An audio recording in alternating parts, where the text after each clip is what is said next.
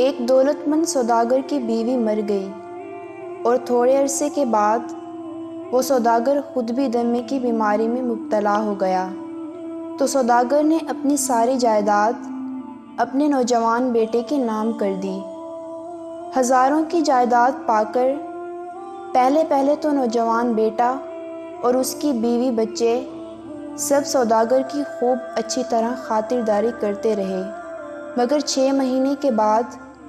نوجوان بیٹا اور اس کی بیوی بچوں کا جوش ٹھنڈا ہو گیا اور خدمت میں کمی کر دی، اور حالت یہاں تک آ پہنچی کہ علاج معالجہ بھی چھوٹ گیا اور کھانا بھی وہیں ملنے لگا جو معمولی انداز کا گھر میں پکتا تھا، بلکہ ایک دن تو نوجوان بیٹے نے صاف کہہ دیا کہ بابا، آپ اپنی چارپائی باہر چھپر میں بچھا لیں تو بہتر ہوگا، کیونکہ ہر وقت کھانستے رہنے سے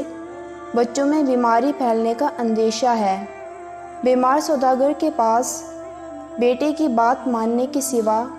کوئی چارہ ہی نہیں تھا۔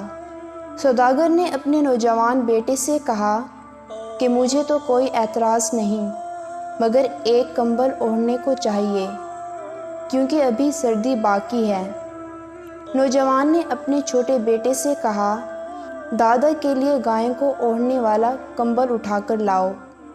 چھوٹا لڑکا جھٹ سے کمبل اٹھا لایا اور دادا سے کہا، لو دادا،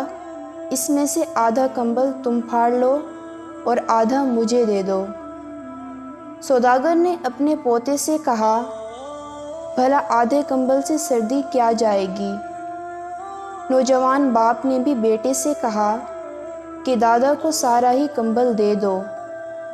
جس پر چھوٹے لڑکے نے اپنے باپ کو مخاطب کر کے جواب دیا، گھر میں ایسا کمبل تو ایک ہی ہے، اگر سارا کمبل دادا کو دے دیا تو جب آپ بوڑھے اور بیمار ہو کر چھپر میں چارپائی بچھاؤ گے تو میں آپ کو کیا دوں گا؟ نوجوان باپ چھوٹے بیٹے کی یہ بات سن کر بہت زیادہ شرمندہ ہو گیا اور باپ سے معافی مانگ کر پوری اطاعت اور خدمت کرنے لگا، جس سے باپ بھی خوش ہو گیا اور بیٹے کی اپنی آخرت بھی سنور گئی۔ ہمیں چاہیے کہ اپنے والدین کی فرما برداری کریں اور ان کی اچھی طرح خدمت کریں اور کسی حال میں ان کی نافرمانی نہ کریں، کیونکہ اس سوکھی چھڑی سے بدتر ہے وہ اولاد جو بڑھاپے میں اپنے والدین کا سہارا نہ بن سکے۔